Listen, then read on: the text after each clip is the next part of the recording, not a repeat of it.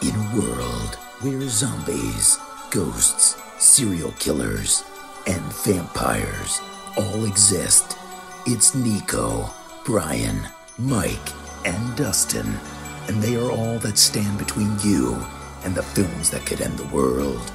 Welcome to the Don't Go Out There Horror Movie Podcast. Welcome back, everybody, to the Don't Go Out There Horror Movie Review Podcast. Just want to thank all our fans and listeners. Really appreciate all the support. You guys are awesome. Before we get into tonight's film review, I just want to give a quick shout out to our website, don'tgoouthere.com. Everything about our podcast is on our website, from our episodes and our interviews from the weekly release all the way back to episode 1. Check out our website. We've done some incredible interviews in the past. It's a lot easier to find them on our website compared to like Spotify or Apple Podcasts. Check out our store. We got some new t-shirts. Shan's Etsy page is attached as well if you want to grab a tumbler. Support us. You know, we would love to see your pictures, your posts, repping your favorite podcasts, and it's awesome that you guys are such big fans. And the last thing we'll shout on our website is our social media links: Facebook, Twitter, Instagram, YouTube, and TikTok. Like us, subscribe us, follow us, all that good stuff. We love, like I said, meeting new people, talking to our fans. We have people all over the world who send us comments and questions for our reviews, so that means a lot to us. And I'm going to shout out our Patreon called Blood Donors. We have the traditional monthly reoccurring kind. It takes a big burden off of us. None of that money goes in our pockets, just goes back into this podcast to, you know, what we say, you know, pay the bills, honestly, you know, make the podcast. That's all it goes to. And we also have one-time donations. You're a big fan of a movie, you want us to review it. We just did one a couple weeks ago. A big fan show, Matt Sears. We did Constantine. So, yeah, those options are available. Tonight, I'm really excited for this review, honestly. It's Brother Mike's pick. And I'm going to let him announce it, and I'm going to let him tell why he picked it. Go ahead, brother. All right. So, obviously, you know by now, if you clicked on the show, we're doing Ty West's X 2022. Seems to be like a running thing this month or whatever to kind of pick, you know, a few more recent films. But, hey, it was time. I thought it was overdue. Anyway, I'm sorry. I said it out loud. I can't help myself. Dustin was actually correct. This was the proper month to use it, but I still would have been fine for overdue. Yeah, so I love this movie. This movie has so many layers to it. It's deep. And I just love the filmmaking aspect of it. It really does feel like it's 1979 when you pop on this film. I really love that. It has that original Texas Chainsaw Massacre feel, or at least it does to me. And I think that's very intentional. You know, it's got callbacks to other horror films as well. There's a basically shot for shot scene in here from The Shining. There's some, you know, a few other things too. The acting I just think is phenomenal. You go up and down the cast, and there's really no weak spot. Mia Goth does a great job pulling off two different characters. And I'm not gonna lie, the first time I watched this, I did not know Mia Goth was Pearl. I did not know that until I looked it up, and so I knew it was somebody young in a bunch of prosthetics, but I had no clue that Mia Goth was underneath that out. I mean, she just did a fantastic job. Kid Cudi does a good job, which, again, that's another one like Kid Cudi. Then, you watch the movie and you're like, damn, he's good. Brittany Snow, I like her in other things. She's great here. I mean, it's just so many interesting characters. The story is good. And when you see the title X, your mind goes straight to pornography, and this movie has plenty of sex, like there's no doubt, but it's not done in the way that like a typical slasher movie is done, where it's just sex to be sex. They're making a point, they're making a film, and the overall arching narrative of this movie, to me, to quote Dead Meat James, by the way, which is sometimes you get too old to fuck, and I think they say that in the movie as well, so it's not like he's ripping off anybody either. I think that is the overarching point of this movie, is we all age. Age is a scary thing. I think that's probably the scariest aspect of this film. I don't know if anyone else feels that way, but it's just the fact that we're all getting older. That's why there's a perfect song use in this movie as well. We're all getting older, and that's a scary thing sometimes. And sometimes you're not able to do and be who you once were because of it. So I love what this movie has to say. I think it's much deeper. And a point that Nico made, I believe it was on Twitter, is this is a movie you have to watch more than once, to me, to really get it. And normally I don't like that. You know, if I need a video essay to understand your film, I'm kind of like, fuck that. But in this one, I just feel like you just catch so many things you didn't catch the first time. Very excited to talk about it. If you can't tell, I will stop rambling now. All right, I'll go next. Just wanted to announce that Brother Brian's going to be missing tonight. He has, we're just going to leave it at he had some things come up and he's taking care of that. But Mike, I'm really glad you picked this movie. I'm really glad that I finally decided to watch this movie about 2 months ago. This movie, next week's pick, and Mike's pick next month is really a big regret I have from 2022 and not seeing them in the theater. I wish I would have. I'm gonna, make a TikTok about that. I'm gonna dedicate myself to go see more films in theater this year because I want that experience. But this movie I think is really good. I think it's fantastic. Honestly, there are some things I have problems with, which I'll touch on at the end when we give our rating. But I like what Ty West said. He when he wrote this movie, he's like, I kind of felt like horror had gotten soft. I wanted to make a movie that I grew up on, and I can definitely see that. We just did Texas Chainsaw Massacre last month. You get that feel from it. With other movies like Mike said, The Shining, and other things like that. But I think the cast is great, acting is great. I think the movie tells a really good story too, deeper than what happens. Like Mike was touching on, and Brittany Snow touched on it in the Blu-ray commentary. You get this juxtaposition between this old couple and this woman whose dreams never came true, and she's seeing this young group of kids who are chasing their dreams and they're beautiful and having fun, and it kills her on the inside, and then she takes her revenge out on them. I think the story is very touching, honestly, and the landslide scene is probably one of the best I've ever seen in horror because it tells the way it's edited and shot and sang and all that. It does give me the goose pimples. I really like that scene a lot, and I'm like, I guess you can tell by the way I'm talking. I'm pretty excited to talk about this movie. And I really liked it, so I'll just go ahead and let Dustin go next. I like the movie a lot. So I like this movie. I think it's very well done. But you ever have something that you can't put your finger on it, but it's just like I can appreciate it, but I'm in no hurry to do that again. I didn't realize that about this movie. So I bought it on Blu-ray a while back because it's not available for free anywhere. So I was like, you know what, F it, I'll just get it on Blu-ray, add it to the collection because you guys raved about it. I was like, I probably want to add it to that. I watched it when it came in. I was like, oh, as soon as it ended, I was like, oh, that's a good movie. Okay. But then when we were getting ready to do this episode, I found myself just like putting it off and putting it off and putting it off. I just had no desire to rewatch it. And I did. And as I'm rewatching, I'm like, man, this is a good movie. But as soon as it's over, I was like, I just don't really know when I'll rewatch that. So I can't explain it. I don't know. It is a really good movie. I don't have a lot of nitpicks or a lot of beefs with anything in the movie in itself. I think it is a beautifully shot. You feel like it's 1979 watching this movie. I think the cast is phenomenal. I think the score is phenomenal. Atmosphere, cinematography are 11 out of 10s. But I can't put my finger on it. But this is one of those movies that's like, I'll watch it occasionally, but I can't see myself like, oh, I'm bored. What do I want to do? Oh, let's watch X. I'm not just going to, it doesn't have that rewatchability for me, but it's really good.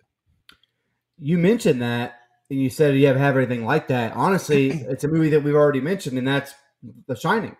I love The Shining. It's a great horror film. The acting, everything, we reviewed that, which you can listen to at don'tgooutthere.com. I'm not going to give the Brian voice because that's gimmick infringement, brother. But it's the Shining. When have I've never to myself said, I'm going to pop on The Shining for shits and giggles. I got to go in and lock it in and be in the mood for that movie, the slow descent into madness that takes place there. And it's just a movie that I've got to lock in for. And I have no problem. I think I gave it a 9, or 8.59, something like that, if I'm not mistaken. So I love that film. But like you with this one, I just don't go, I'm bored. Let's watch The Shining. 2.5 hours of Stanley Kubrick. You know what I mean? Like, it just doesn't click for me in that way. So I totally understand. Watch your mouth. Well, I love Stanley Kubrick. I'm just kidding. I'm not Brother Brian, okay? But no, see, I can respect that. And, I do. The Shining has more rewatchability to me than this one just because, like, it's such a classic in Jack Nicholson himself. The movie that comes to mind, and I hate that I'm doing this. Honestly, I hate that I'm going to use this movie because I don't want to label all A24 movies together. But Hereditary. Oh, 100%. Like I can rewatch Midsummer more often than I rewatch either one of Hereditary or this movie. And it's not a knock to either movie; they're both really good. So fair. It's It's not super rewatchable, but I feel I like it so much because of the themes that I will rewatch it more than I would say a Midsummer, which I didn't hate. It's just, honestly, my biggest complaint about Midsummer, and you know what's coming, is how fucking long it is. Yeah. Well, there is that one scene in Hereditary that I do like to watch over and over again. But we don't have to mention that. Never let this man have kids. Let's go. I say never let this man have kids. I'll meet him one day when I'm ready. I think my favorite thing about doing the show, honestly, is just the banter between us, and because I honestly disagree with you a lot, Dustin. I could rewatch this movie just any day I wanted to, honestly, just because. It's because you're horny. I get it. Well, everyone in this movie's horny, so I mean that's fair. I'm kidding. I'm kidding. They definitely agree. It's just the cast is so good. It's so well shot. The pacing is so good. I like it. I like this movie a lot. And I'm gonna give a big shout out to another person who I don't think gets enough credit for this movie is Martin Henderson. I mean, he is so good in this movie. I think he's fucking jacked for his age, man. I say, dude is ripped. Yeah. Yeah, he looks better than I do. I was like, shit, I'm 31. He's way older than me. He looks amazing. Nope, pause. Like this, and again, to kind of touch on, damn it, and to kind of touch on what Dustin was saying, this isn't up there with one of those like what I like to call junk food things that we watch, like whether that be reality TV, TikToks, YouTube, whatever. It's just not something that we throw on because we're bored and we need something to put on in the background to kind of entertain our brains. It is something you have to lock into. It truly is. Like if you look at your phone for 3 minutes, you watch this movie, you've missed something. And I think that does hurt the rewatchability, but that's not always a bad thing either. Like if that makes sense, like I don't think this is a place, like a dark place. Sorry guys, my mic fell. I don't think this movie is a dark place that I always want to go to, if that makes sense. Like I'm more willing to throw on Nightmare on Elm Street 3 way before I would throw this movie on, but I would rate this movie higher than Nightmare on Elm Street 3, if that makes sense. I think I'd rather watch Freddy's Dead. No, you wouldn't. All right, I say, let's start the damn review. I'm sorry for talking so much. How Dustin feels about X is how I feel about Pearl. That's Pearl's how I feel. not super real. Pearl is Pearl's not rewatchable to me either. Pearl is a very good movie, but it's not rewatchable. You two have said that, and then Brian, spoiler, straight up didn't like Pearl, so I'm just not looking forward to watching that one. I think you'll like it more than him, but less than us. Okay. I think you'll like that movie. I think you'll like it more than Brian, but you will like it less than me and Nico. So somewhere in there. When I first heard there's a movie Pearl, I was like, hell yeah, this Mr. Krabs' daughter getting her own movie. But... Pearl's Big Adventure. Could you imagine?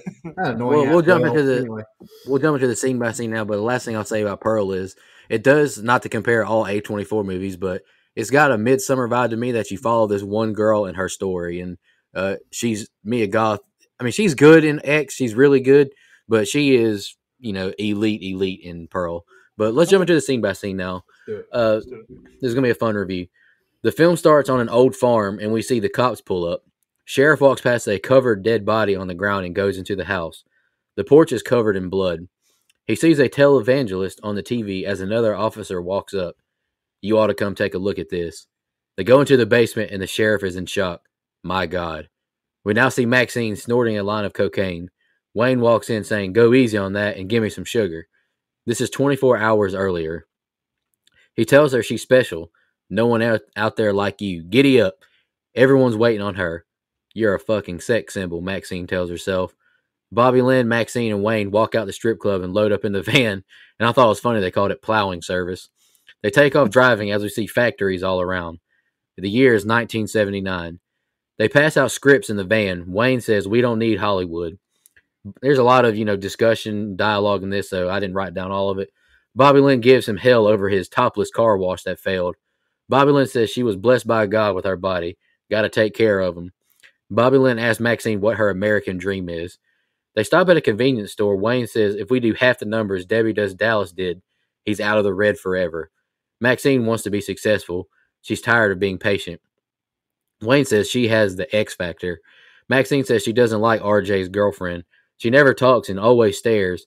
Bobby Lynn tells Lorraine her boyfriend is cute, and she says Jackson is her boyfriend. Sometimes. RJ tells him how he can edit the film even if the movie is shot out of order. He records Jackson gassing up the van. Bobby Lynn tells him to use a different angle so it looks like he's using his cock.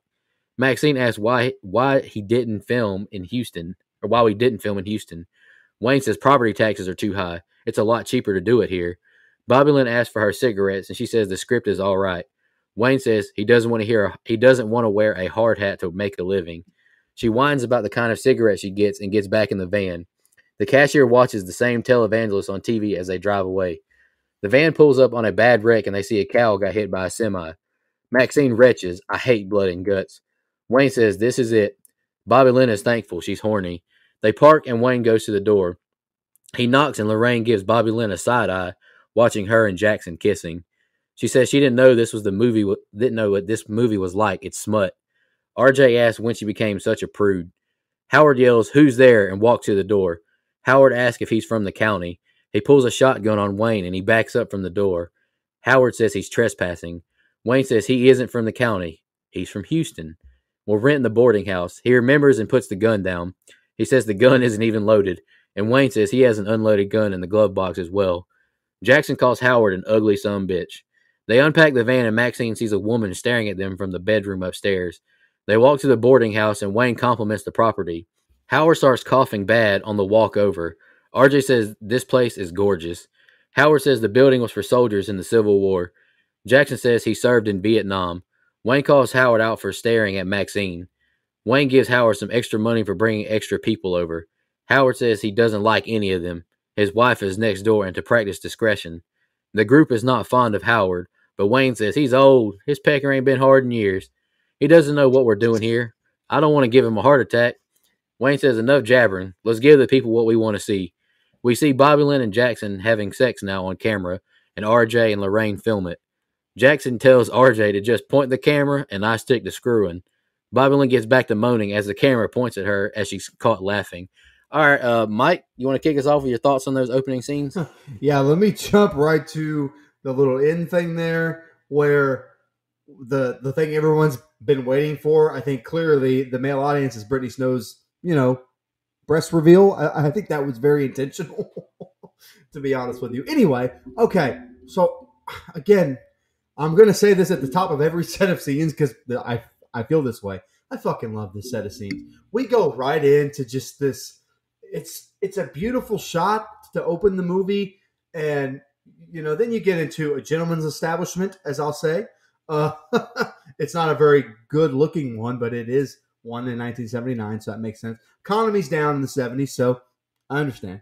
But this, again, the first time we see Mia Goth, you don't really know what to make of her character, but you as you see the trailer and then you see this, you're like, okay, she's someone that wants to be a big star. But I went into this not with a lot of information, so no, she's a stripper. Okay, so that's how she's going to work her way up, and then you get Wayne and stuff, and they're getting into the porn business, which, by the way, around this time was still in the theaters.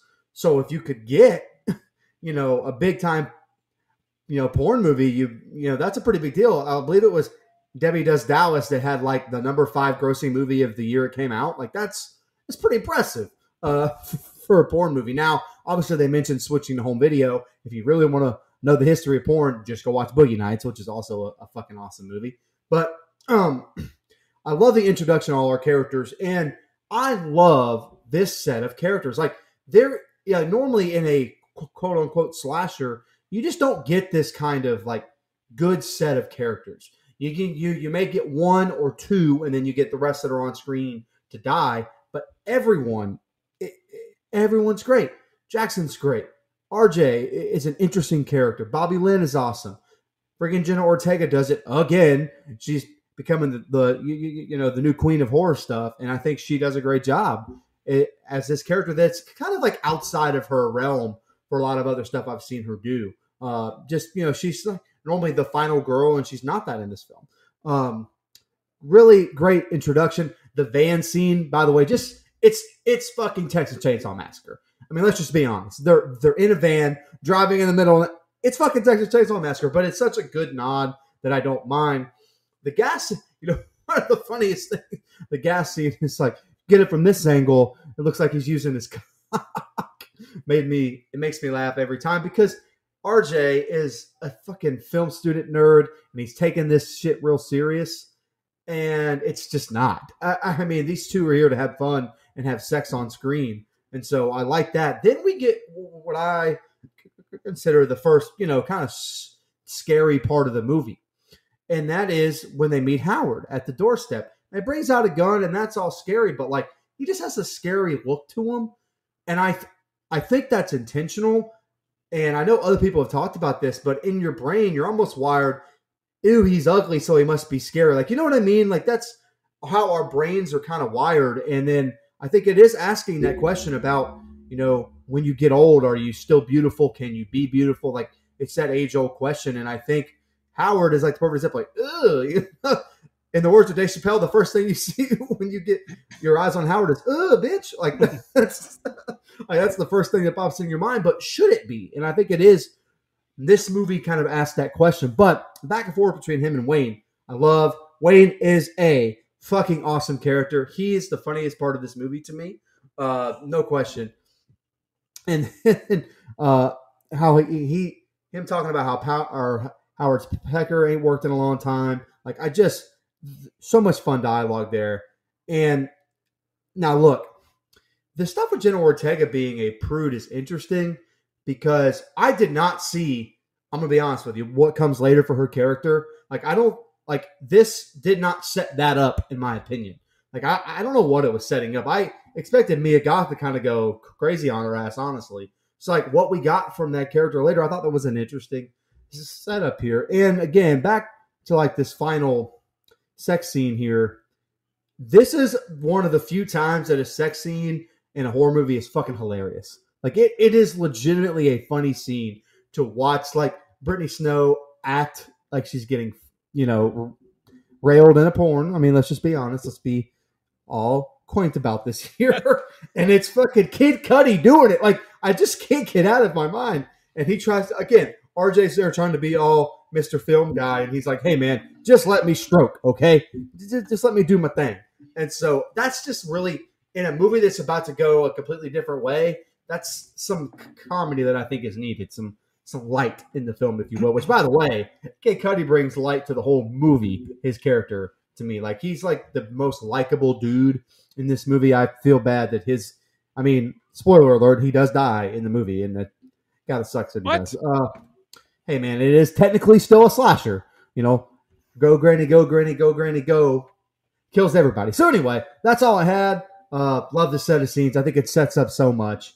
And again, it's a movie you have to watch twice to catch everything. So I didn't put it in my notes because I'd be talking even longer than I'm already fucking talking. So go ahead, Dustin. No, I agree with you. It is honestly, it's a little shocking to see it's Kid Cudi doing the drilling there. Because, I mean, honestly, it's day and night from the image of him I have in my mind.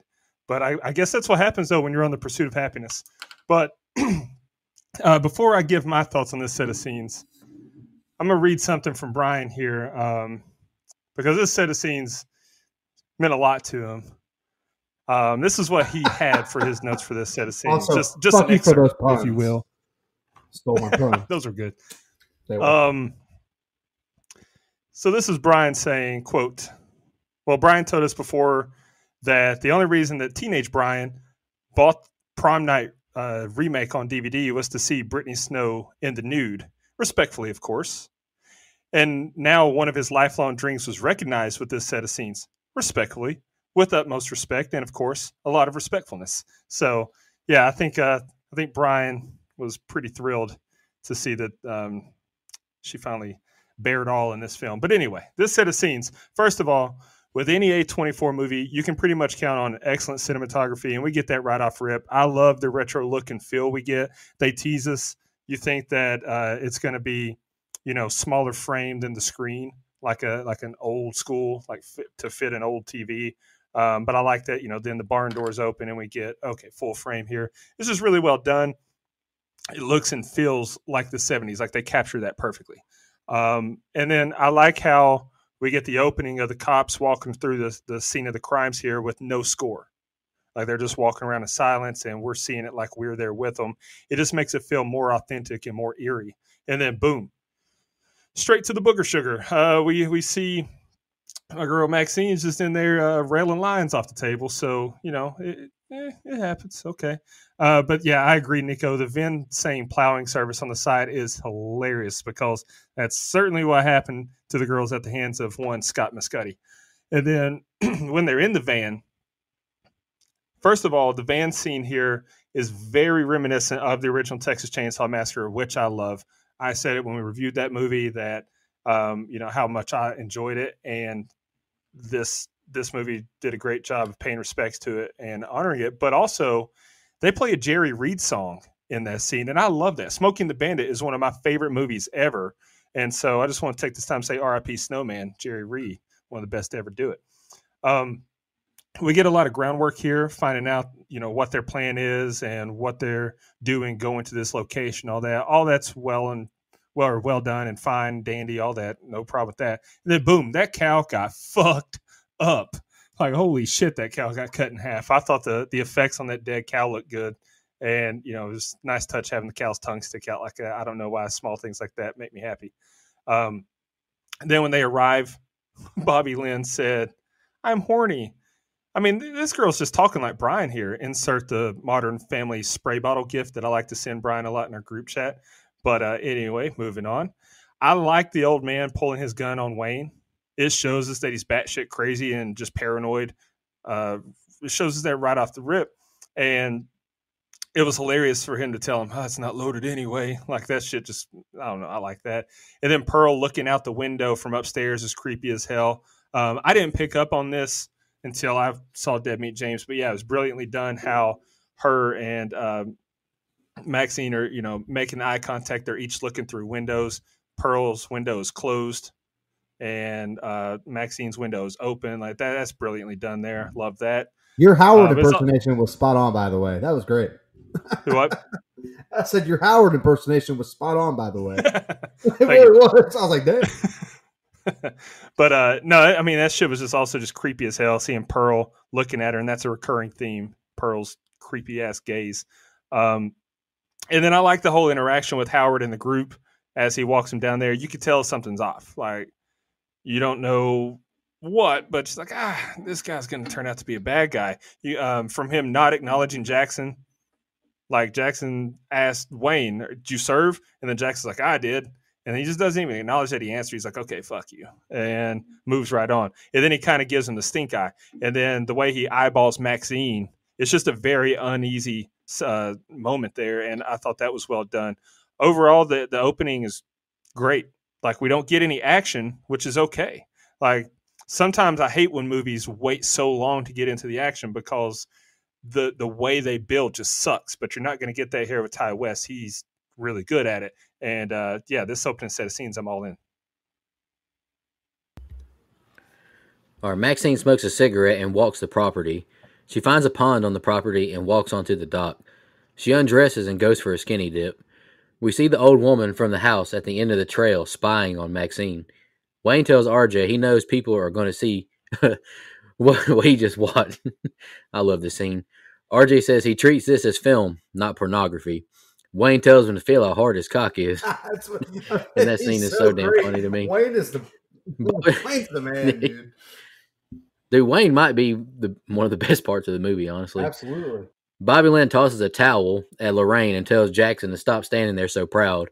She now puts on a show to humble him, and she tells him to come here. He says, "I think I love you." Maxine is in the pond floating, and we see an alligator in the grass. She swims back to the dock, and we see the alligator swimming after Maxine. She makes it back onto the dock just in time. We see some of the footage now RJ has made. Maxine makes it back to the house, and she sees the old woman staring at her. She waves, and she waves back at her. Maxine walks into their house and says hello. The old lady appears asking if she'd like lemonade. We see more of the footage RJ shot. Maxine sits at the table with Pearl, and she chugs her lemonade. Maxine and Pearl walk down the hall, and Pearl stares at an old photo saying, "I was young once too." He tells her of Howard's war stories. "That's the power of beauty. I was a dancer then too. Then the war came."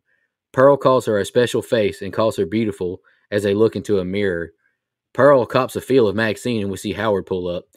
She tells Maxine to leave and she'll keep it our secret. Maxine sneaks out the back door and runs to the other house.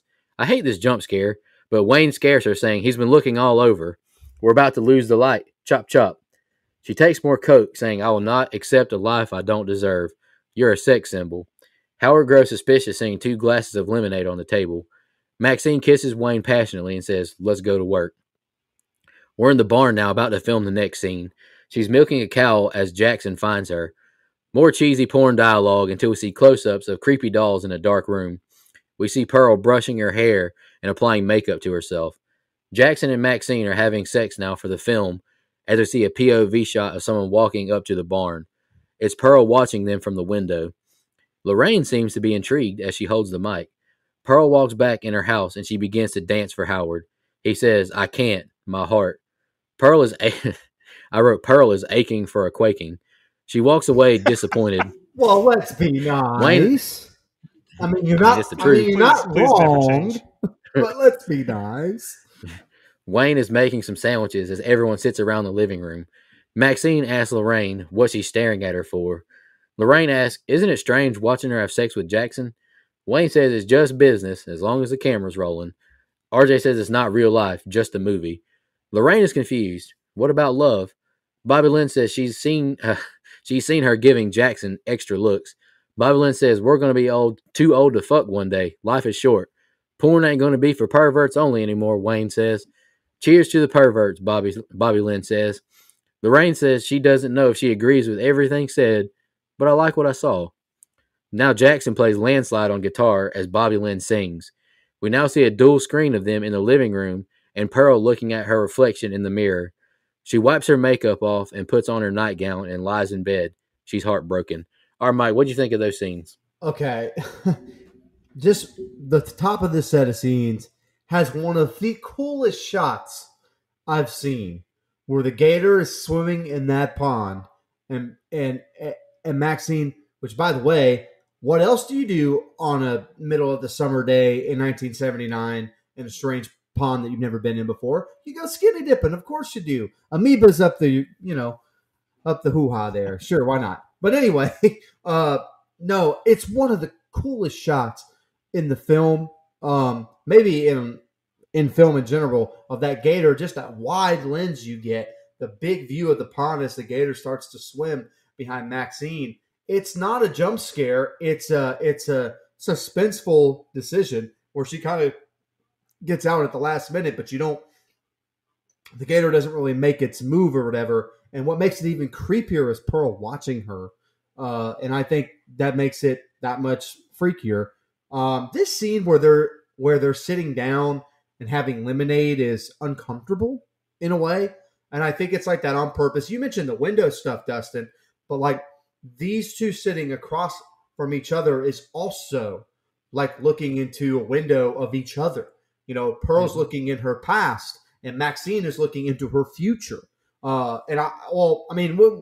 don't know because Maxine hasn't come out yet, but I have a feeling we're going to trend that direction and how it all kind of, quote unquote, you know, they took it all from her, as Pearl says at the end of the movie.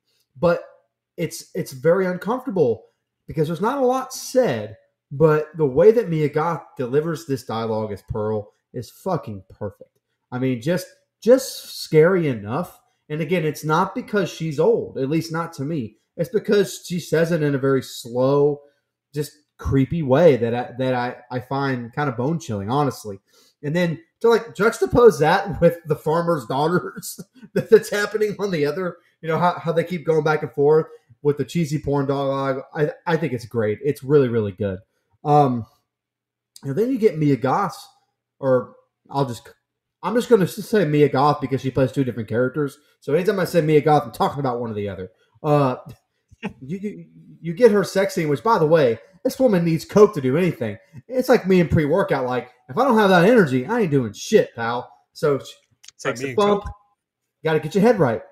You mean Diet Coke? Oh, sorry. Anyway. Yeah, sure. JK, I'm drug free. Sure, pal. Sure, pal. Anyway, as I sip a gin and tonic, hold on here. Anyway, this again is not, but this one, unlike the first one's not played for laughs. I feel like Maxine, the character, takes it more seriously than Bobby Lynn does. And, you get that shot of Pearl watching her through the window. It's almost like for the only time in the film, like Maxine just doesn't give a fuck that Pearl's being creepy. Like, she's just like, hey, you want to watch me ride this huge, you know what? Then you go right on ahead. And so that just adds a creep factor to me. I think it's a really cool scene. And again, Dustin, windows. We're looking through windows, both of them. And it's, again, a very interesting choice they've made there. And then you get the scene of everyone sitting around and eating and drinking. And I love this fucking scene. I'm with you, Nico. This is one of my favorite scenes in horror in a long time. I mean, it really is. Because it has levity, but it also just the song choice, which, by the way, lots of movies have landslide in the fucking, in the movie. South Park's used it not once but twice, to try to portray a sad scene. So it is very overused. It's at every bar across America on a Friday night. Somebody gets up and thinks they can sing it. It's one of those songs. Hell, I played it today in the office.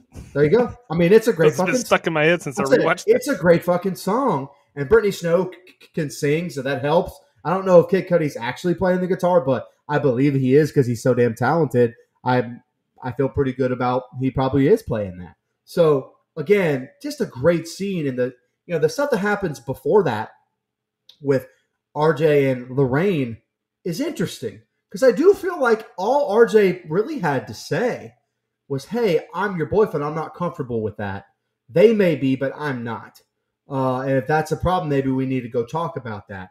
But he handled it like an asshole and tried to control her instead. And I feel like that, I don't know what they were trying to get, because you feel for RJ, but he's not verbalizing his stand against it very well, so you don't feel for him at the same time. And again, you mentioned the score, Dustin. This movie has a great score. But the score gets sad when Pearl gets all dressed up and stuff.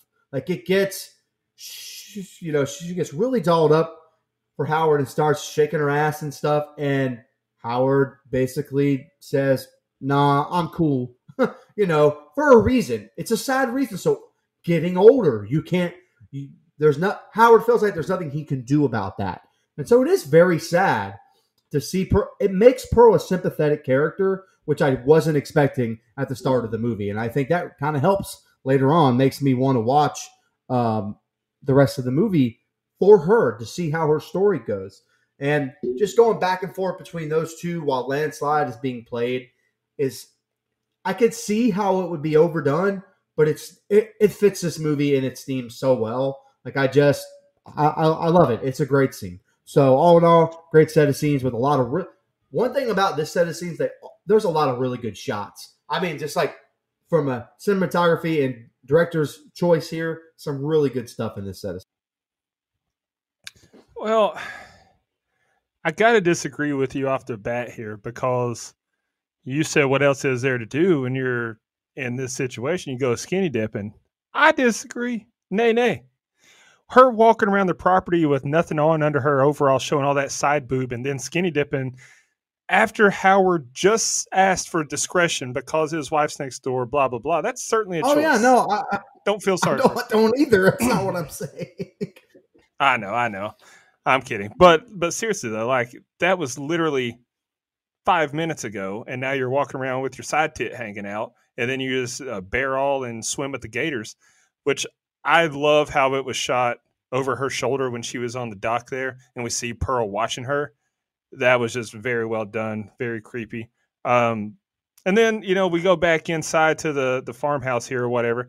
I really didn't need to see Brittany Snow wiping the baby batter off her back. Could have done without that. That's a fucking funny. That's a funny thing when she throws it at the ring. Yeah, you could have just implied it, and or just show her wiping and then she throws a towel. I don't need a close up shot of this Cuddy splooge. Don't eat it. But okay. I mean, his name in the movie is Jackson Hole, so you know. Yeah, well, that's true. All right, but I so right here when they do the cutbacks to the cabin from Maxine in the water, so like it goes from Maxine swimming to back in the little house there, and then they back and forth. Kind of like I like it, but it wasn't consistent enough throughout the movie for it to stand out more. I feel like it wasn't a recurring theme. They did it, I think, once or twice other times, but it didn't add anything to it. So it looked cool, but it was like just a muscle flex more than anything of substance. But anyway, the looming threat of the gator was cool, though. I really liked that. For a second there, I thought we were watching a prequel to Lake Placid. That was pretty good stuff there. Also, I love the way that Bobby Lynn and Jackson talk once the camera's rolling for the porno and they're doing their dialogue there, because Cuddy and Brittany Snow, they really dumbed down their acting skills to play on the pornos have bad acting tropes. Like, that's fantastic. That's incredible acting right there, to be able to act as well as they did when they're their characters, but then dumb it down when they're shooting the porno. Like, that's fantastic stuff. And then this dumb bitch is going to go walking into the main house. She's just asking for trouble. Like, she had no right and no reason to be in there. Also, it's a very good nod to the original Texas Chainsaw Massacre. I mean, that's exactly what happened there. Don't go in that house and maybe things turn out okay for you, but you step foot in that house first, and then it's fair game. And then just absolutely creepy shit there when they're at the table. And the way she chugs that damn lemonade, which I understand her chugging that lemonade, though, because with all the booger sugar that she's been doing, guarantee she's got cotton mouth, but a sugary ass lemonade is not going to help that. Like, that's not what you need. You need some water, but that's okay. And then Pearl watching Maxine getting her innards stirred around. That was weird as shit. But I mean, it got her all worked up.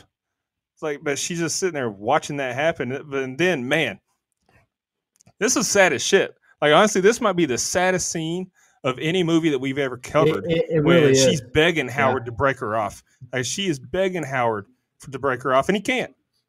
I'm going to tell y'all right now, I never want to live to be that old. As soon as my doctor says my heart's not healthy enough for sex, I swear to God, I'm going to take a bath with every appliance I can fit in the tub. It's just not worth it at that point. But...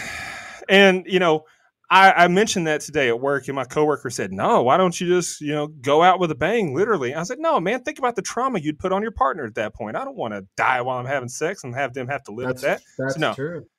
I just go swimming with a bathtub full of toasters. But last thing I have on here is just a nod to Landslide. Such an elite song. Shout out to Fleetwood Mac.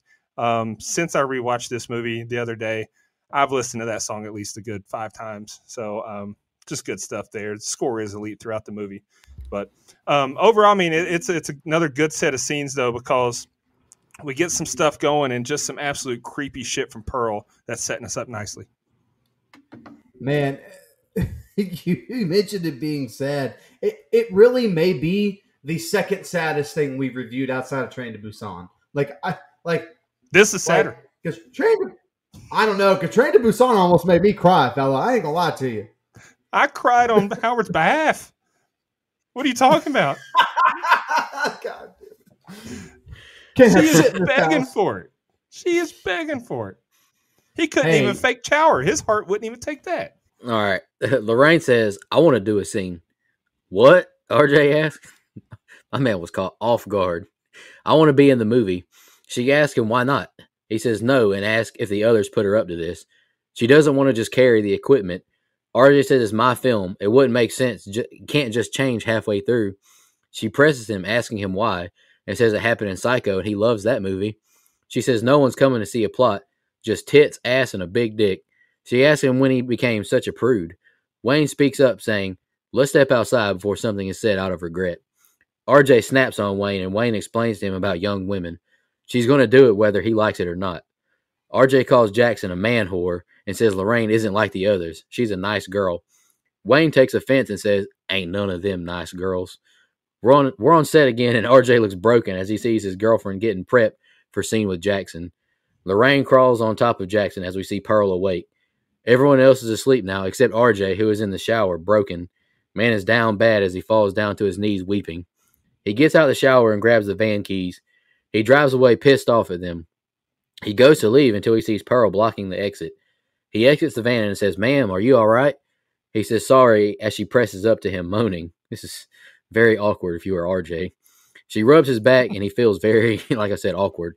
She kisses his cheek and he asks why she did that. "Look at me like you looked at her. I can show you what I'm capable of." He says, "Let's find your husband," and Pearl stabs him in his throat.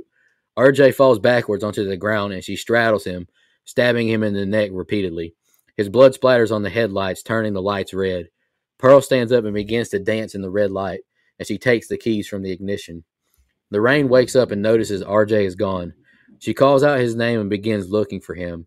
She sees the front door open and walks outside to look around. Wayne touches her shoulder, scaring her, and she turns around saying RJ is missing. Wayne says he's probably just processing things and he'll get over it. She hopes she didn't hurt him. Come on now. She asks him for help finding him. Wayne goes into the barn calling out for RJ. Lorraine walks up to the other house where Howard walks out. She apologizes and says she's looking for her boyfriend. He asks if she's seen his wife. Wayne gives out the 2 keys to a healthy relationship until he steps on a nail. He falls to the ground in pain. He removes the board and nail and he tells the cows to shut up. He tells RJ to come out and help him. He's going to catch tetanus. He sees someone walking outside of the barn. He hobbles over and looks out some holes in the wood. Suddenly, a pitchfork is shoved into both of his eyes. Howard asks Lorraine to go into the cellar to get another light. He's very concerned his wife will fall and break a hip. We see Wayne dead on the barn floor as Pearl walks in and stabs him one more time with a pitchfork. She now begins to bury him in hay. Lorraine goes into the cellar and finds a flashlight. However, she goes back up the stairs and sees the door has been shut and locked. She begins to panic, yelling she's locked in and to open up. She goes back down the steps and turns on a light, revealing a dead man bound by his hands standing up completely naked, and she screams in fear. All right, Mike, that's the next set of scenes I got. What'd you think? Yeah, sorry. I got ahead of myself in the last set of scenes talking about RJ and Lorraine and their kind of opposite views of the situation here. So just rewind and listen to it again. I guess I don't have to go over it. But again, I feel like if RJ handled that better, probably would have been, the right thing to do. Not necessarily saying, hey, yeah, go ahead. If he's not comfortable with it, he's not comfortable with it. But I feel like he probably should have voiced it better because he just came off like a controlling dick. And I would have done the same thing that she did in that case because he tried to control her, and that's not the way you do things. And the dialogue between Wayne and RJ outside is sorry, but the feminist in me is like, yeah, this is a little bit of a yuck, man. The whole thing, like even Wayne, who I like as a character, at the end says none of them are nice girls. Like, I mean, what does it even mean to be a nice girl? I don't fucking know. So now we'll say in this situation for RJ to have to film his girlfriend Lorraine having sex with someone else is a little bit of a toughie if you're not comfortable with it. Like, that's a tough day at the office. Probably going to call out sick on that one.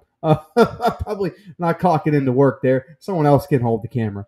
But I do think it was interesting, and I'm pretty sure this was her choice, that Jenna Ortega, the only one to not go topless, and I think it's a choice because people have been fetishizing her since she appeared on You as as a minor. So I completely understand her decision to not want to put her whole body out there. I did think it was funny because she had Sunday written on her underwear, and I don't know that those are when I was a kid. Early on, I had that, so I thought that was kind of funny. But anyway, okay, so we get into what I think is where the movie finally turns into a quote-unquote slasher, but in a really just fun way. Like, fun may not be the right word. I don't know what I'm looking for there, but it elevates a little bit more here. Where we finally get Pearl. Now that we understand Pearl's reasoning for what she's about to do, you're not rooting for her, but you understand where she's coming from. All this pent up frustration sexually and not just sexually, but in general about how she didn't get to do the things she wanted to do. And when you see the movie Pearl, it makes even more sense of why she's doing what she's doing. And this first kill is fucking brutal. Not only is it brutal, shout out to Halloween 78 for playing Don't Fear the Reaper in the background. I think that was fully intentional, by the way, because the movie takes place in 79. Halloween 78 would have just come out like, 6-7 months prior. So that makes sense. But love that little subtle nod. And then you just get a brutal fucking kill. Just stab over and over to the face to RJ. I thought that was fucking just a gnarly way to do it. And they show everything. They don't hold back on that at all. I love the way that scene is lit too by pretty much just van light only. And the beautiful creepy song they play as Pearl dances afterwards is just, that is so fucking creepy. And I can't quite put my finger on it, but it's maybe the most uncomfortable I get during the entire film. Like, there's just something off about that whole experience for sure. And then you get Howard and Jackson and everything. Like you get a lot of uncomfortable dialogue. And I understand. Look, if I'm Lorraine, I understand going looking for RJ. But once I step outside, if I don't find him, I may run back inside. And the fact that she has the nerve to say, I hope I didn't hurt him. I don't want to break up. Bad news. Y'all are probably broken up, fam. I don't know what to tell you. He didn't even want to touch you in the bed while y'all were laying next to each other. This man's crying in the shower. It's over, okay? Time to face those facts right up front. And it's not your fault. It's over. It is what it is. Lorraine getting trapped I was kind of waiting to see the shot that ends up on the poster of Jenna Ortega. Where did that come from? And it's in this scene here where she's, basically discovers they have a sex slave tied up in there, or what was a sex slave for Pearl. And her facial expression is fucking classic. I love it. That's why they slapped it on a couple of the posters. And so, again, just another great set of scenes. This movie is a love fest for me. And it just, to me, there's just no dip. So before I go, factual error, though, that I uncovered is that the guy that you just mentioned that they had tied up in his basement, I'll get to him as well, but that's the guy that was on the milk carton earlier, that Kid Cudi's drinking the milk. Here's the thing, though. Milk cartons didn't start putting missing people on them until 1984. This movie took place in 1979, so... Damn, I expect more out of you, 824. Well, I expect more out of Ty West. That's okay. Yeah. All right, Ty. But all right, so let's get to it. First of all, Lorraine wanting to be in this movie is quite the character development. How far we've came from her being called Church Mouse to now she wants to get her back blown out on camera. But here's the thing, I don't feel bad for RJ at all. Not a single shred of empathy or sympathy from me. If he wants sympathy, he can look it up in the dictionary between shit and syphilis, because he'll get none from me. You bring your girl around a porno set, and then Kid Cudi's walking around with a damn porterhouse steak swinging between his legs. See it later. You had to expect this was a possibility. What are you doing here? But anyway, and yeah, I would be hauling the hell ass out of here if this creepy asshole pervert started filling me up and trying to kiss me in the driveway. I'm upset. My girl just, I just saw what she wants to do and all this stuff. I'm out of here. I'm not stopping to try to get her back inside. She starts kissing on me like that. Nope, I'm out. But then, honestly, that's the most subtle throat stabbing I've ever seen. She was so stoic and slow moving with it that it's that was incredible. But I do have a problem, though. How did he not see that she had a knife in her hand? He's close enough to her. He should have fully observed what she had on her person. I kind of blame him for his death there. I do. I'm sorry. But once she climbed on top of him and then just started stabbing him repeatedly, I love how it was shot. All the blood going everywhere, and then it gets on the headlights, which turns that red, but then just everything turning red. I thought that was a great touch, the way that was shot. And then this bitch is off her rocker. She just stabbed a man in his throat because he didn't want to bang a grandma, and she breaks out in a dance number? Yeah, all right. So, killing is one thing. Maybe she's just a bad person. But no, she's crazy. She's not fit for trials. She's insane. But then My man Wayne, walking around in his tighty whities looking for RJ. What are you doing? You couldn't throw on a robe. You couldn't throw on some shorts. Like, you're just gonna walk around in your tidy whities. That's a tough look. But Wayne kind of had his death coming. I will say that, because he's looking out these holes. When you see a shadow move in front of the hole and it gets dark and you can't see what's in front of you anymore, that's a pretty good indicator that you need to back away from the holes. But I also have questions about his death. Would it have killed him? Because it didn't look like that pitchfork or whatever the hell it was. It didn't look like those prongs penetrated very deep. It looks like they just poked him in the eyeballs and pulled his eyeballs out. I don't think that would kill him instantly. Like, I'm very skeptical of that. I think that it would have hurt like a sumbitch, but I don't think he would have just been immediately dead, because they didn't go deep enough to like get into his brain or anything. It looked like it was just the eyeball, but it was still brutal nonetheless. I love the effects. It looked great. And then when she's in the house, Lorraine's in the house, and she's walking downstairs. The way the camera focused on her steps going down the steps to the basement, number one, just her going down the basement makes me a little tense because of my history of falling down the steps in my basement. But the way that the camera tightened up and focused on her steps going down, it really made me think that there was a trap set where she's going to like step on a step and it's going to break.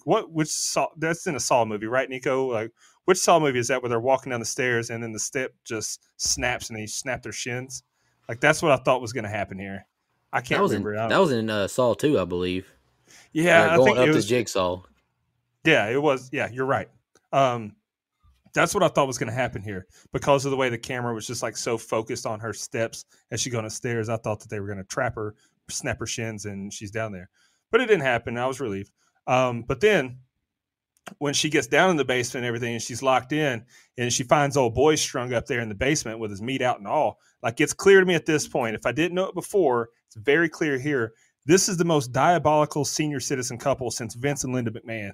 And I'm just like, at this point, I'm ready for them to get their comeuppance. Dustin, you ain't been this good since Donnie Darko. I'm on one, son. All right. Jackson wakes up after hearing a noise. He tells Bobby Lynn to go back to sleep. He goes to the fridge and gets a drink of milk. He sees Howard outside walking with a flashlight. He asks if everything is okay. My wife has gone missing. She gets confused at night. Jackson asks if he wants some help. He goes to get dressed and leaves the room as we see a POV shot walk into Maxine's room. It's Pearl, who undresses and lies in bed beside her. Jackson says, let's split up and cover more ground. Jackson says, once a Marine, always a Marine. If she's out here, I'll find her. Pearl begins to rub her bloody hand on Maxine's side and back. She begins to caress her and presses her mouth to the back of her head. Jackson is walking in the woods and he finds a car sank into the pond. He gets weirded out and he sees Howard's light and walks towards it. He finds the light in the water and yells out for Howard in a panic. Lorraine is trying to push open the basement doors to no success. She goes to the bench and grabs a hatchet. She runs back up the steps. Jackson is scared by Howard. He says he can't give her what she wants anymore. He says the last people here were half-dressed enticing his wife. Jackson denies it and Howard shoots him in his chest, killing him. Maxine rolls over and she wakes up seeing Pearl beside her. She screams in fear, waking Bobby Lynn up. She goes into the hallway as she sees Pearl walk out naked. She tells Bobby Lynn she was in my bed touching me. Lorraine chops out a hole in the door and tries to unlock it. Howard bashes her hand 3 times and Howard yells for her to shut up and be quiet.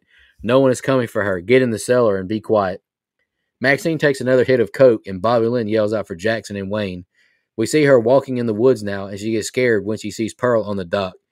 She wraps her in the blanket and says, my Nana gets confused too. Pearl slaps her saying, I don't need a nurse. What have you ever done but be a whore? Pearl is pissed as Bobby Lynn says, sorry she didn't get to live the life she wants. Pearl pushes her into the pond where the alligator kills her and eats her.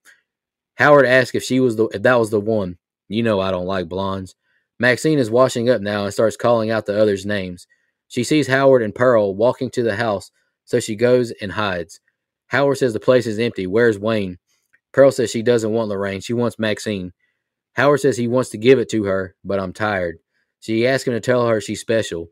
Of course you are. I've felt that way since the moment we met. You're the most beautiful woman I've ever seen. Always. Tell me I'm yours. That you still want me. She removes her garment and Howard begins touching her. What if my heart can't take it? The couple begin to kiss and make love now. We see Maxine under the bed. She crawls from under the bed and out of the room. And the next set of scenes are the ending. What do you think, Mike? Okay. In the long, grand scheme of this movie that's existential dread about getting older and aging and all those different fears that come with, this set of scenes has this very sweet moment. Like I can't put my finger, like I can't remember another movie like this that's just so creepy and unnerving and unsettling, and then you get this very sweet, touching moment in the middle. I'll I'll save it for a second, but look, you mentioned Jackson's his unit, to be polite, buddy. To see the outline of that thing is scary. No Yeah. wonder this man did 3 in one day. That is a tough deal. That thing's huge, man. That's like Goldberg's character in The Longest Yard, dude. That thing is big. Don't edit that out. I'm just giving props where it's due. You can see the outline of that thing when he opened the door. Man said he went to put on his skivvies. Haven't heard it been called skivvies in a long time, which made me laugh. Can't help that. Nico has left the room because I was talking about Kid Cudi's wang. That's unfortunate. Anyway, again, you mentioned the fact that Howard disrespected, at least like completely ignored Jackson earlier, and he really does here too. Like he's talking to him, but he kind of like tries to do the whole, oh, we're both, we both served our country. Like I'm a former Marine. We're all a big family here, and he's just not. Howard's not really having any of that, and he still looks down upon him. And by the way, never really asks Dustin for his help. Never really says, "Hey man, will you help me find my wife?" Just kind of ask him if he's seen her. Can't find her. She's lost. So he goes out and he helps him. I like all the stuff with them. And the fact that this is almost, in hindsight, I wonder if it was used as a diversion tactic on purpose to kind of help Pearl get into the house and get next to Maxine. Like that's the way I kind of took it. But this, golly, so creepy. And it didn't matter who it was. Anybody that like just goes and lays next to somebody while they're asleep and starts to mess with them is fucking creepy. It didn't matter who it is, but it makes it even creepier. The fact that it's not something that's wanted. Clearly, she's made that clear, and it's also in my head creepier because it's Mia Goth doing it to Mia Goth. Like it's just very strange how they pulled off that camera work. And if everybody in the movie, and I know this is kind of a complaint of a lot of people, but everybody in this movie kind of dies the way they said they would earlier or like a line that they mentioned earlier in the movie. So, and I forgot all about, Wayne and how he stepped, one of the biggest things that happens to him is he steps on a nail. That's one of my biggest fears in life, by the way, just in general. The fact that anytime I step on a nail or screw, I'm livid for like 2 days about it. But anyway, everyone kind of predicts their own death. And here with Jackson, you get the same thing. He said he's been chased by enough farmers, in his life, and he ends up getting shot by a farmer. And I thought that was kind of funny too. And so you get a lot of that. You get it with Wayne. You get it with him. Talking about his eyes will pop out of his head. That's what happened to Wayne. So anyway, but that's an unfortunate kill. One, because I love that character, but two, it's really the only like off-screen kill that's not cool done to me. It's kind of lame, if you ask me. He deserved a better on-screen death, in my opinion. Okay, so I love this thing with, once Maxine realizes Pearl is touching her while she's trying to sleep, I love all this stuff with Bobby Lynn and Pearl. Like, Bobby Lynn and Jackson are sweet people, nice people. They just happen to do a porn. Like, so what? They're very nice and caring people. She tries to help Pearl. She thinks she's sick and doesn't know where she's at and tries to comfort her. And Pearl just gives her the big old slap. Like, that is so crazy to me. I love their dialogue, and I love that somebody in this movie had to get eaten by that gator. It had to happen. It was just like fucking Lake Placid to me. Like, at some point, somebody got to die at the hands of this gator, and it does happen. I thought that was kind of the funniest death in the movie to me, although Lorraine's is pretty fucking comical. But Anyway, I mentioned one of the sweetest things that we've ever reviewed, and it's this right here. These two old people have every right, well, whether we like it or not, have every right to do the no pants dance as anybody else does. And it's very sweet. They've had this problem for a while, clearly. Look, man, you can make that face all you want, but I mean, and you're right, Dustin. Our initial reaction to two older people having sex is, bitch, like I said earlier. But in this scene, I can't help but be like, well, good for them. I mean, damn, it feels like it's been forever. Good for Howard. Good for Pearl. Everybody gets what they want, even though they're both fucking crazy murderers. In that moment, you're almost like, oh, man, that's really fucking cool and really sweet. And he's really sweet to her. Says she's still the most beautiful woman he's ever seen. And that's really all Pearl wanted, was that affirmation. And then she wanted to, have sex with her man, which I can appreciate. So again, what's something that would normally be uncomfortable for a lot of people, you kind of question your own self, like, well, why is this so uncomfortable to me? Everyone's allowed to have sex. So these are two consenting old ass adults. They want to do it, then okay. And I think it's a sweet moment between two crazy murderers, which is, again, very if I said that out of context, it doesn't sound so good. But again, love the set. So, first of all, this set of scenes, I'm a big Kid Cudi fan. Well, I was a big Kid Cudi fan. I think that musically, I think I've evolved past, excuse me, the need for Kid Cudi music at this point. It's a lot of repetitive humming. But I like Kid Cudi overall. But this set of scenes opens up with something I had no desire, no need to see. Cudi's meat hammer hanging to his damn knees. I mean, come on, man. You said it, Mike. That thing was scary. Thor called. He wants Mjolnir back. What the fuck was that? Okay, I'm done with it. We move on. And Maxine's got to be the heaviest sleeper in the world. She didn't feel this old coot climbing into bed with her. She didn't feel her bloody, wrinkly-ass fingers touching on her. And I guarantee Pearl's breath was hot as shit breathing on her neck. She didn't feel that. I'm not buying it, man. Like, I'm not buying it. Especially all the cocaine that this girl does. Like, she's not going to be sleeping much anyway. Nah, that don't work for me, but that's okay. And then, I don't know why, as Jackson's walking through the swamp here, I don't know why he looks so shocked to see that Volkswagen. He's outside in a swamp. There's bound to be bugs everywhere. But that was good. Thank you. It's kind of ironic, though, the way that... Well done. Well done. Thank you. That was good.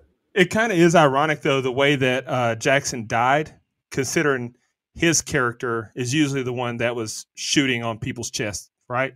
And then, boom, shotgun, right? I never even thought of that, because he did talk about, getting chased down by a gun by farmers. But yeah, you're right. I mean, both things are true. Yeah, no, you're right. Like, all the deaths in this movie are foreshadowed by something else in the movie, but I just wanted to make that joke. But and then we get an absolutely brutal shot to the hand as Lorraine's trying to escape the basement. Like, that hurt me when she's got her hand sticking through the door and then whack. Like, we don't see it coming, we don't hear it coming. That shit hurt me, though. That made me cringe. And then I can't lie, I laughed my ass off. You mentioned how she was kind of a bitch to Bobby Lynn and slapped. I laughed my ass off when Pearl slapped Bobby Lynn. And then she shoves her into the water and calls her a bitch. Like, that was the funniest part of this whole movie to me. I love that. And then, a death by gator is always fun. I thought that was good shit there. I like the way, she's going to go join Chubbs Peterson in alligator heaven there. I thought that was good stuff. And then the last thing that I have on this set of scenes is, honestly, the most disturbing shit I've ever seen in a movie. A geriatric fuck scene is something I never wanted to see, and it is seared into my brain. I think, honestly, now that I'm thinking about it, that's the reason that I was hesitant to rewatch this movie. This is the reason I dreaded it, was seeing this old fuck thrusting. Oh, God. They've got every right to do it just like we do. They do have every right to do it. I mean, I want to watch it. That's fair. That's fair. I don't want to see your browser history, pal, but that ain't mine. Granny's gone wild, baby. Anyway, a lot's happening in this set of scenes. So overall, it's fast moving, and we're setting up to a conclusion I'm into. It's just like it opens with something I didn't want to see. It closes with something I didn't want to see. So here we go. Let's do it. Nico, before you get to the end, something I left out of scenes earlier was when Brittany Snow was riding Kid Cudi and making all that noise. She was such a good actor. It's almost like her moaning was pitch perfect. All right, sorry, go ahead. They were acting just like it was their prom night. Oh, man. Justin, if I could compare you to anything in life right now, you would be like Mario whenever he gets a star and he's just running through like unfazed by anything. Man is on fire tonight. This man is spitting hot fire like Dylon. And I also feel like this might be the episode where we lose some listeners. I'm sorry, this movie's about pornos, so I mean, this is my Linsanity. This is my Jeremy Lin in the garden. Like that's what this episode is. I'll be back to normal next week. If you stuck with our show after listening to me and Dustin during the Leprechaun episode, then I think you should be okay. Yeah. Man, Knock Knock was pretty graphic too. So hey, yeah, probably this movie's about sex. I mean, hey, what can I say? All right, here's the ending. She runs to the van and sees a tire stabbed and finds RJ's dead body. She hears Lorraine screaming, grabs the gun from the glove box, and runs inside the house. She finds Lorraine, telling her to be quiet, but she won't hush. Maxine says, "We got to find the keys and get out." Lorraine blames them and runs out the house, who gets shot dead instantly. Pearl says, "It's all right, we don't need her. We got each other again." Howard says, "Drag her inside so the law will be on their side." Howard and Pearl talk about the other dead bodies as Maxine listens on. They drag Lorraine inside and her mouth sputters blood, scaring Howard, giving him a heart attack. Maxine barges out asking where's the keys to the truck. She returns pointing the gun at Pearl. Pearl calls her a deviant little whore. Maxine says, "I'm nothing like you. You're a kidnapping, murdering fiend. I'm a star. I will not accept a life I don't deserve." Maxine shoots at Pearl, but the gun's empty. Pearl shoots a shotgun at Maxine, but she ducks, and Pearl is blasted out of the house onto the ground. Maxine walks out and sees Pearl on the ground with a broken hip. She asks for help, and Maxine hushes her. She calls Maxine a whore. "You're not innocent. You're not special. It'll all be taken from you, just like me." Maxine backs over her head with the truck. "It'll be our secret." She drives away saying divine intervention. She takes some more coke. Praise the fucking Lord. We hear the evangelist speaking again. He reveals Maxine is his daughter who fled home. "Lured into a life of sin," he says. The cops walk outside as we see bodies loaded up in the coroner's van. Sheriff has no clue what happened. Another deputy brings up the camera. "What do you think is on it?" "By the looks of everything, one goddamn fucked up horror picture." X and end credits roll. All right, Mike, what'd you think about the ending? I thought it was fantastic, man. Once we get out of these two old people having sex, and you get into like, all right, now they're on the same team. It's kind of two old evil killers. Like, okay, here we go. And Lorraine gets out and she's mad at Maxine. And she's like, "I hate all of you." They're all dead, by the way, Lorraine. "But I hate all of you. I wish I'd never been blah, blah, blah, blah." And she just gets bam shot right off the bat, which I thought was fucking hilarious. Sorry, but I mean, it just was. It was a funny death in this movie, especially because Maxine moves on so fast. Like, okay, whatever. Yeah, you're dead. Sure, Lorraine, you weren't really my friend anyway, which, again, really funny. But I love this ending.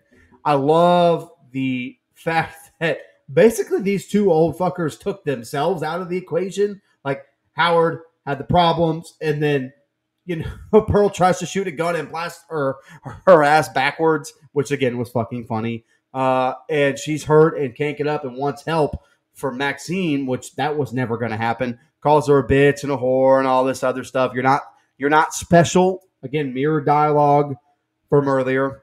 You're not special. They're going to take it all away from you, all that stuff. So clearly setting up what happens in the movie Pearl, at least in my opinion, or maybe what happens in the third movie, Maxine. I think those can actually be setting up both things, which I think is why I love the first two movies of this trilogy so much. But I fully expected Maxine to kill Pearl at some point, but her running over the head, I thought was really fucking cool. I thought it looked cool. It was a good way for Pearl to go. You had to kill that character just considering how kind of fucked up it was. And again, she had a good run, man. I mean, she lived a long ass time. It's probably time to go meet one of the gates, whichever gate Pearl's going to. I just love that. What I say. What I say. Anyway, but look, I love the fact that Maxine drives herself off in a van instead of Sally, who rides in the back of the truck. Like that, I think there's some imagery there.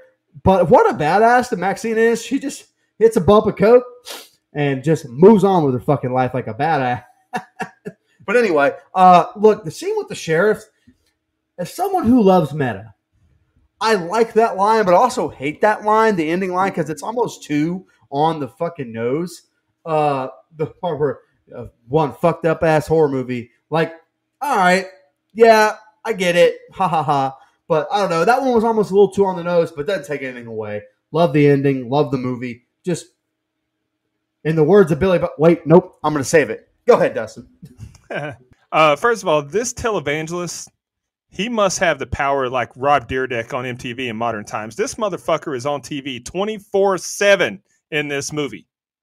Like he was on TV when they were at the gas station earlier. He's been on TV this whole time. Like, that's crazy. But then what a damn shotgun blast to Lorraine. Dropped her ass. And then they did great on the effects, like the blood and the wounds there. Like, that's some good shit there. And then I'm glad that Howard died, but I kind of wanted him to suffer more. But the timing made that death so much better. Like, he did all this shit and was so close to getting away with it, and then he croaked because his heart gave out. So, like, honestly, this death would have been up for my least favorite death in the whole movie. But the fact that it just, like, it was so poetic, the way he died and the timing of when he died, I actually liked it. It was cool.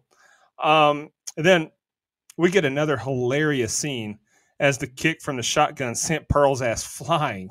Like that was, and then the awesome touch of the TV saying, now that's what I call divine intervention, because by all means, she had Maxine dead to rights there. So that was some divine intervention. That was awesome stuff. I absolutely love Pearl getting splattered like that. She deserved it 100%. And then again, the effects looked incredible. So that's one thing you're going to get from A24 Films is some great effects, and they did not disappoint in this movie. And then as she's driving off, she does a little more toot. And like I said, this bitch has to have cotton mouth like a motherfucker. She ain't drink a sip of water this entire movie. And that stuff will dry you out. Or so I've been told. I know I've made a lot of cocaine jokes tonight, but I want to clear my name. I do not do cocaine. I am drug free. Yeah. Okay, Bill Clinton. Move on. Let's go. But I do wish they would have explored the evangelist on the on TV more. And or expanded upon the significance of the televangelist relationship with Maxine. Like, we find out, hey, it's her dad. I think we're getting that in the third movie. See, I didn't know there was a third movie, and I kind of would have liked to have known that there was going to be a third movie. Like, because as it stands, it's just like this huge reveal, and look, oh, we get it. This is why she wanted to leave home and make a name for herself, because she was kind of indoctrinated into this. I don't want to say cult-like thinking, because I myself am religious, but cult-like thinking, like, she just wants to branch out and find her own way, and that's not revealed until the final closing moments here, and then it's just like left alone. But I'll send you the teaser right now. I'll send you the teaser right now. Doesn't show anything. Promise. I don't watch trailers. It's a teaser. It literally doesn't show anything. Watch. But anyway, I do think it's a solid ending. We get a great final quote there from the sheriff there. We get our final girl getting away. And it's a satisfactory ending to a movie. 6 people enter, one of them leaves. And I got to be honest with you, going in, I wouldn't have picked her to be the one that leaves. I mean, I know she's the face on the poster, so I guess I should have. But if you just watch this movie without looking at the poster, without watching a trailer or anything, like, of these characters, I don't know that I necessarily would have picked her to be the one to escape, especially the way that Pearl fixated on her. So that's a nice twist in and of itself. I like it. Yeah. I kind of feel like it would be hard to pick who would be the final, honestly, out of everybody. But I feel like that's good writing too. I would probably say Jackson, just because he did 2 tours in Nam or whatever it was he said. And, if he runs out of bullet, he can just start helicoptering that meat hammer around and he's going to knock some people out. So he's got a good chance of escaping. All right, let's jump into social media comments and questions. We'll do Twitter first. Teammate, staff member Kevin Scanlon commented, "This movie surprised me. I went in with pretty low expectations and ended up really liking it. The entire cast was great, and there are some wild deaths in this movie. Good pick." He likes your pick, Mike. And then blood donor of the show, Andrew Ferguson, commented, he stole your line, brother. Brittany Snow, call me sometime. You ain't never lied, brother. Hey, you're not saying it yourself. You just agree. Let's jump over to Facebook now. I'm sorry to all of our Facebook followers. I forgot to post it on there this morning. So it was posted super late. But Kevin Podoff commented, "Still need to see what the hype is. It looks interesting and has been the subject of lots of debate. On my list of to-dos. Great podcast, guys." Thanks, Kevin. Yeah, we appreciate that. First of all, Kevin, I saw your comment about this month and how you shit on Phantoms. So you know what? Just don't even watch this movie. You'll probably hate it. You have questionable taste sometimes. Go ahead. All right. Let's jump over to Instagram now. We got quite a few questions over there. Danny CNAP's commented, "I love this movie, but I don't think I'll ever watch it again. Haha. Did you guys laugh or did you feel bad when RJ had his shower cry over Lorraine being in the porno? I thought it was funny, but I did feel bad for him. So it was a little bit of both for me." Yeah, I told you. I felt no sympathy. Play stupid games, win stupid prizes. Bring your girl around that thing, she's getting dick. Also, he handled it like an ass. Like, if you handle it better, you're probably fine. But he handled it like an ass. So that's the way it goes. He did try to handle that like more controlling instead of, hey, let's collaborate and discuss why this is a bad idea. He's like, no, you're not doing this. So yeah, you're absolutely. If he'd have just been like, hey, as your boyfriend, I'm not like super comfortable with that. And Wayne tried to tell him. Yeah. Wayne tried to tell him, hey, there's only 2 ways this could go down. Either you tell her she can't do it and she does it anyway, or you say she can do it and she does it and you guys move on. Like, that was the 2 options. Well, after he acted like an ass, that's definitely the way. Yeah. Hey, Wayne was the all-seeing prophet in this movie. All right, Mitch RT93 commented, "I know I'm in the minority, but I just couldn't get into this one. Watch it twice to see if I was missing something, and it just doesn't intrigue me personally. A bit overrated in my opinion, but respect to anyone who enjoys it. Looking forward to the review like always with a thumbs up." Hey, I appreciate that. Yeah, I can see that. It's kind of how, like, these last 2 comments, it's kind of how I feel. Like, I'm not saying it's a bad movie. It's just like, I saw it. Oh, man. That's all right. It's okay. Okay, the Black Han Solo asked, "Who did it better?" Come on, brother. TCM 2022 or this? Come on, X. I'm going with X. It's X. I agree. However, I will not shit on TCM 2022, you assholes. Yeah, I will, because that movie just tried to force feed us CNN headlines. Like, that's all it was. It didn't want like it was it had kills and some like force fed talking points for tongue in cheek. It's tongue in cheek. Come on. Yeah, Lighten up, everybody. Lighten up, everybody. All right, Chris _2020 commented, "Man, did I love this film. I didn't think an old school 70s slasher would make me empathetic for the literal boomer antagonist, but also created some future existential fears about getting old. Thanks, Ty West. Also have a feeling that Call Me Sometime is going to be used abhorrently through this review." You are correct, my friend. If Mike was his old ways, he'd have never stopped saying it, I don't think. I'll just say right here, Brittany Snow, me, Gob, and Jen Ortega, you can all call me sometime. All right. Never mind. Our Jesse Kraft commented, Jesus. "Like the makeup in this film more than the actual film itself. I love the 70s aesthetic, but the movie kind of fell flat for me. Didn't like the elderly sex scenes with the monkey closing it or covering its eyes emoji. Liked Pearl a little more. Looking forward to the 80s installment of this franchise series. I'm looking forward to Maxine as well. Obviously I like the first 2 movies, so I'm excited for this one." Queen is Elizabeth 717 commented, "Did anyone feel a similar setup of this film of 2003 Texas Chainsaw Massacre? I'll say yes, but I feel like there's a lot of different movies in this one." Yeah. To me personally. Yeah, I agree.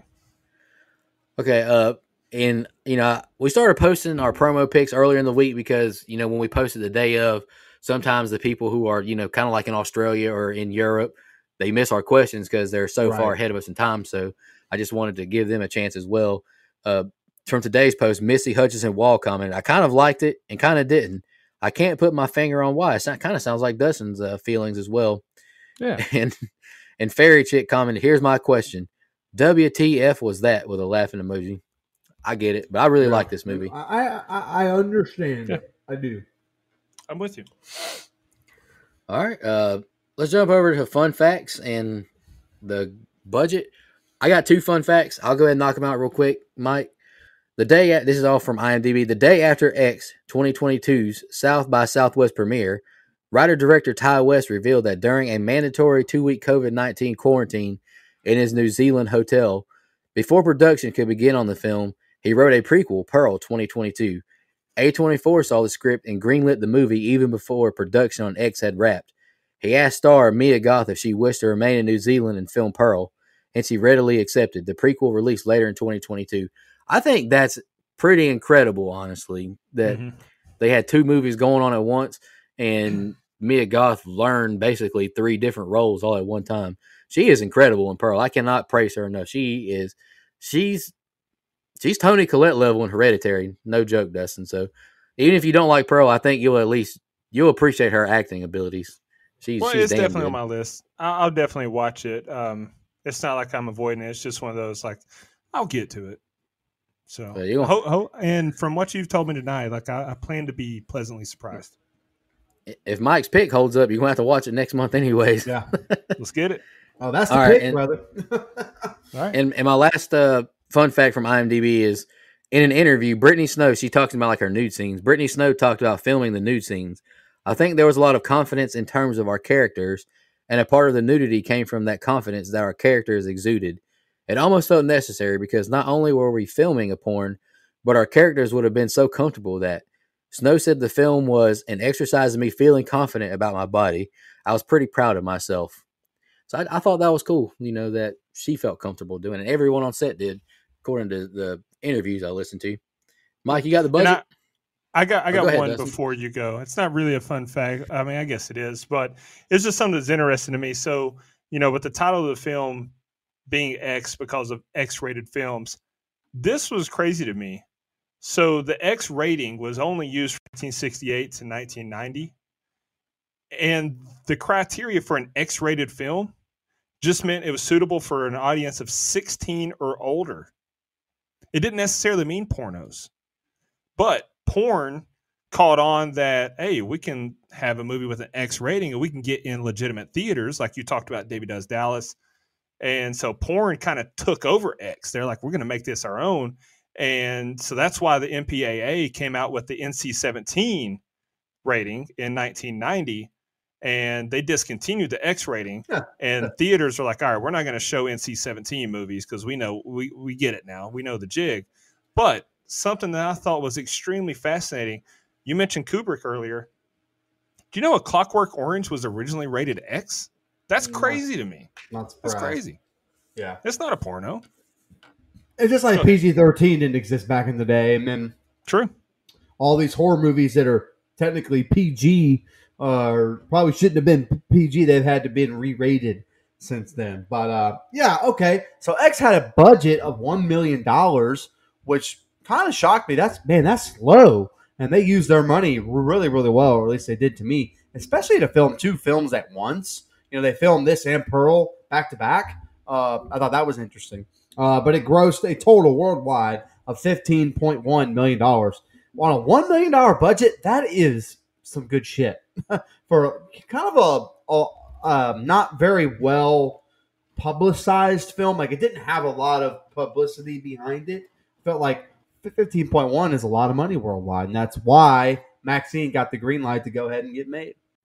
Yeah, I feel bad. I wish I would have went and saw it because it deserved to be seen in theaters. It's honestly mind-blowing that the budget was only $1 million, considering the star power that's in the movie as far as the acting goes, with Brittany Snow. Jenna Ortega is the up-and-coming queen of horror, and Kid Cudi. Kid Cudi's not been in a lot, but he's Kid Cudi. Like, he's a name.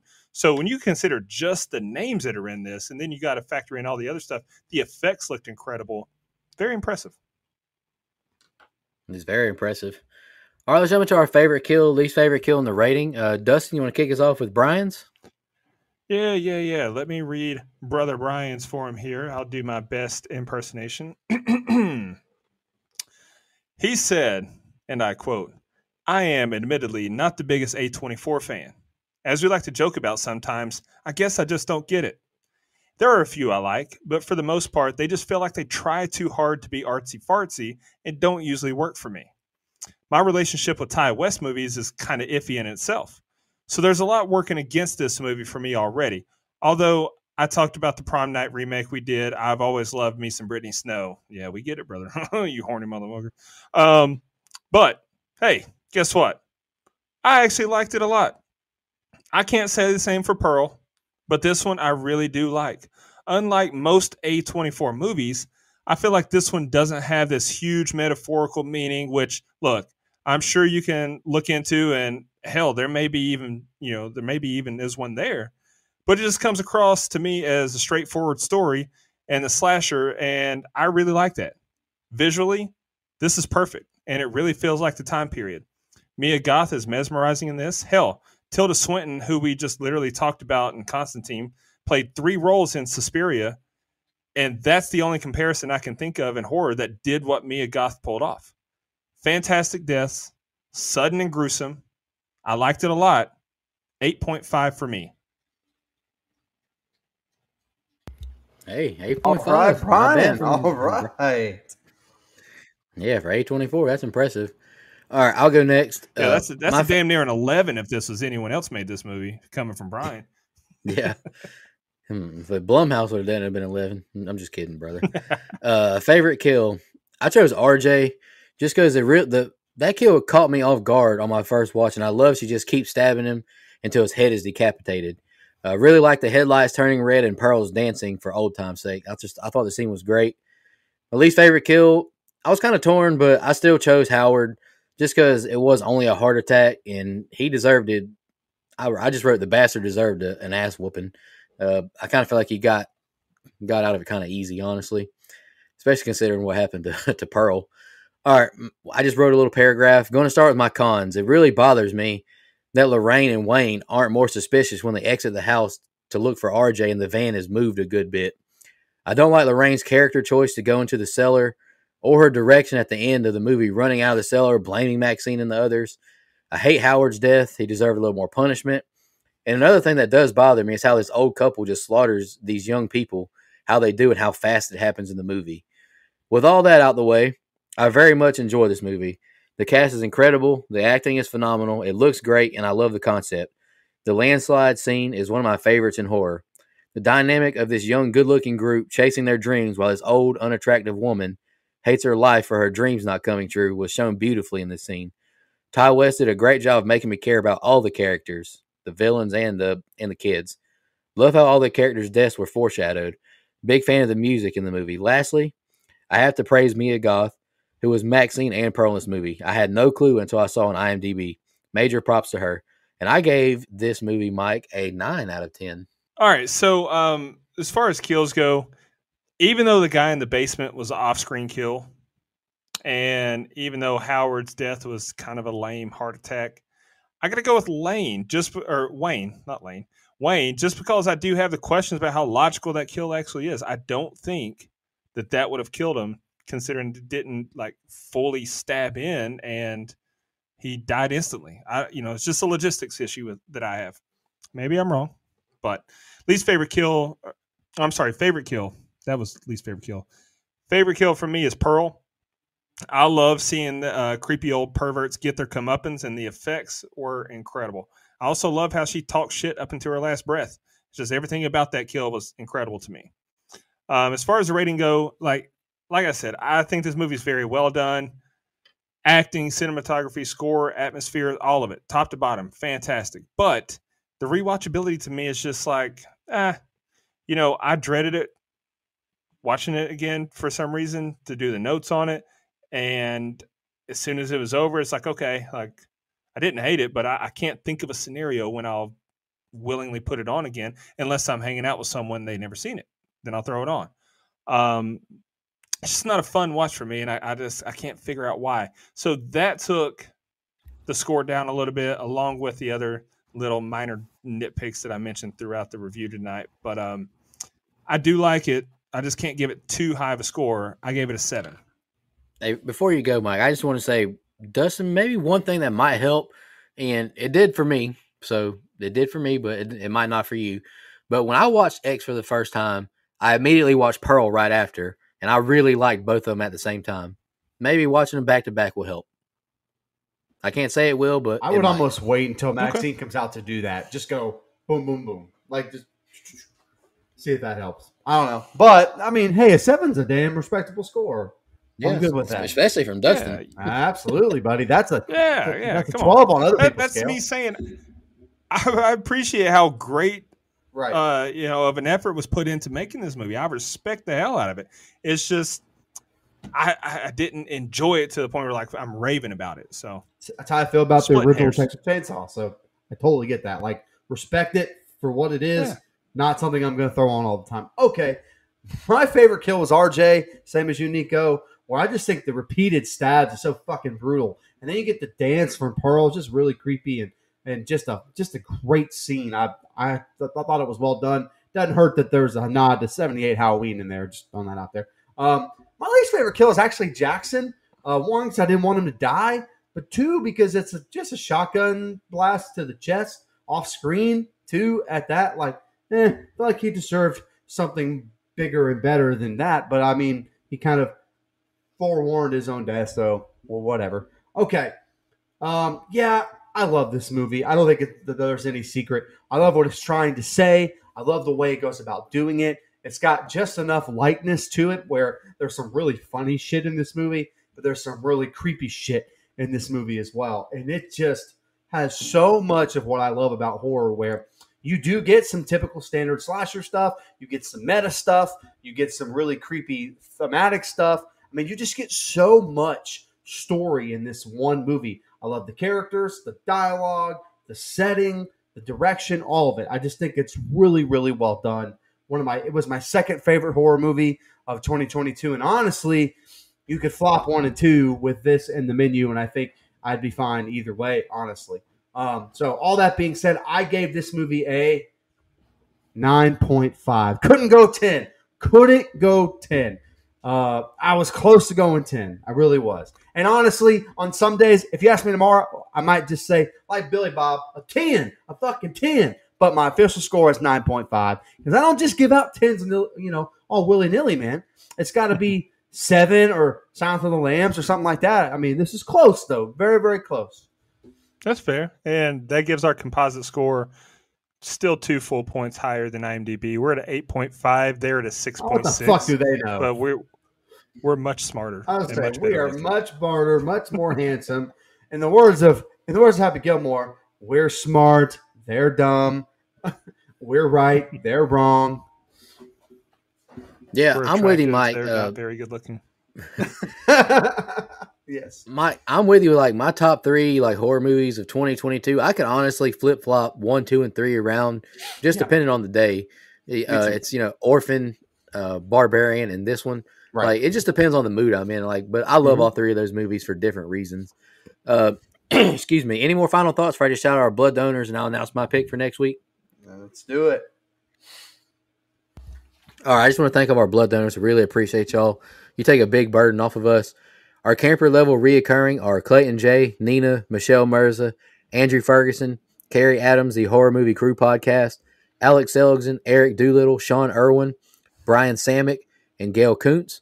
Camp counselor reoccurring are Hunter Nelson, Dennis Kennedy, Edwin Hernandez Gunn, Joe Swinford, Jennifer Davis from the Too Close to Home podcast, Heather Smith, Kylie Denise, all the way from Australia, Adrian Aiello, Jake Hambrick, Claymore, Karen, and a new donor, Matt Strickland. And a legendary blood donor we have a film review to do is for Matt Strickland as well. Really appreciate the blood donors. Mike, this pick was awesome. I tweeted that LeBron gif the other day where he's like looking into the sun. I can't believe this is my life because we did X this week, and we're doing one of my other favorites of 2022. We're doing Barbarian next week. Movie that I had no idea what it was about, but thoroughly enjoyed the hell out of it, and I'm looking forward to reviewing it. Just want to say thank you to all our fans. Like I've said the past few weeks, hard to believe we've been doing this show over 3 years now with my best buds. It's been a blast, and I'm looking forward to doing some more reviews. Just want to say thank you to all the fans again. We really appreciate y'all. Y'all have a good one. Dustin, you got to end the show. Just want to remind everybody.